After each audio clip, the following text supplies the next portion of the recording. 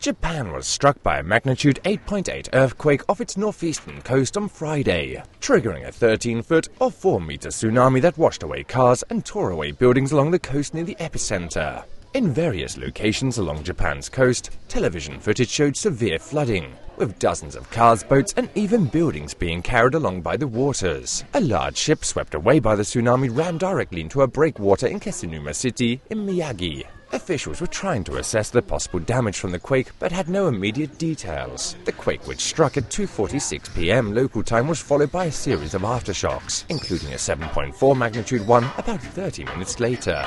The US Geological Survey upgraded the strength of the first quake to a magnitude 8.8. The meteorological agency used the tsunami warning for the entire Pacific coast of Japan.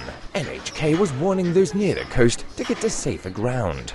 The Pacific Tsunami Warning Center in Hawaii said the tsunami warning was in effect for Japan, Russia, Marcus Islands, and the Northern Marianas. A tsunami watch had been issued for Guam, Taiwan, the Philippines, Indonesia, and the US state of Hawaii.